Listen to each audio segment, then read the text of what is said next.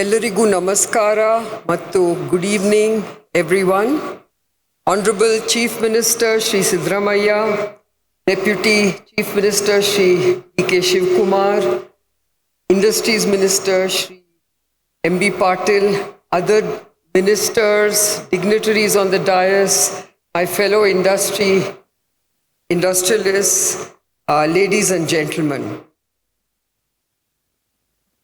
Karnataka's progressive policies, skilled workforce, and a very unique ecosystem have made the state one of India's top investment destinations.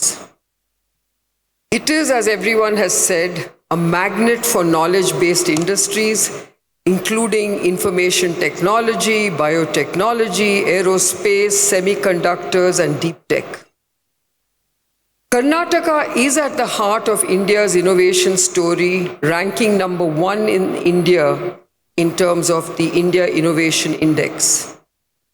With over 400 R&D facilities, it leads the nation in having the highest number of R&D centers.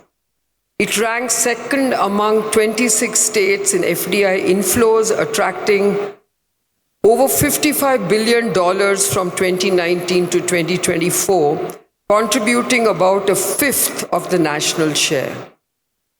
Karnataka has consistently ranked as a top achiever in ease of doing business, and as you just saw, the new single window policy is going to again be path-breaking.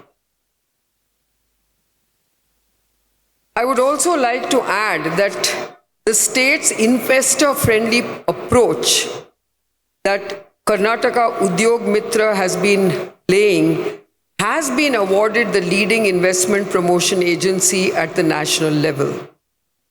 With over 15,000 startups registered in the state and Bengaluru ranking 8th globally in the startup ecosystem index, Karnataka supports a thriving startup ecosystem. Not only is Karnataka a global IT and startup hub and home to major tech giants and MNCs, the state houses 60% of India's biotech enterprises, making it the epicenter of the Indian life sciences industry.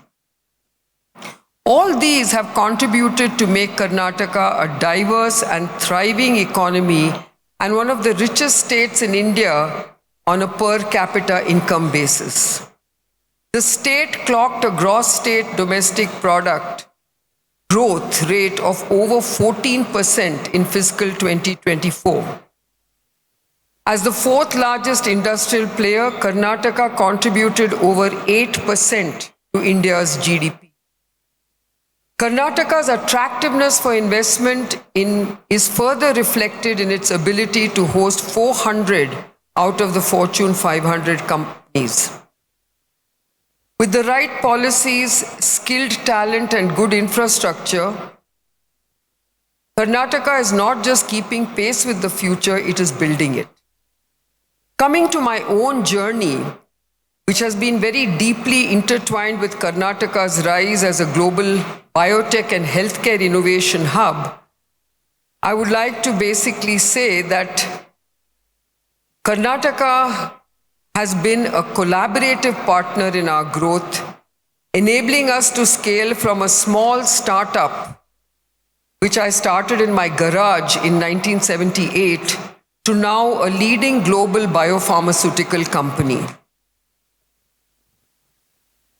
I would also like to say that over the last several decades, we as a group have invested over $2 billion and created 16,000 jobs in Karnataka.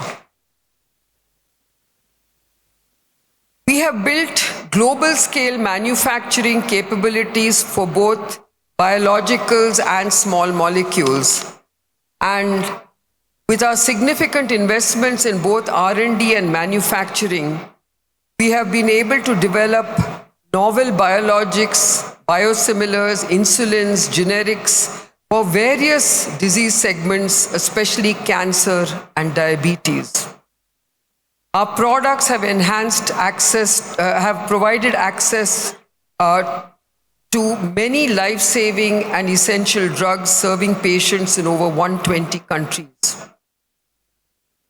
We have also been front runners in providing research services to the pharmaceutical sector globally. And all this would not have been possible without the very supportive and collaborative approach that the Karnataka government has provided. Karnataka's success is proof that a progressive vision, investor-friendly policies, and a knowledge-driven economy can unlock transformative growth. And as a proud investor and stakeholder in this journey, I invite global investors to recognize Karnataka for what it truly is: a destination where ideas take shape, investments grow, and innovation thrives. Thank you very much.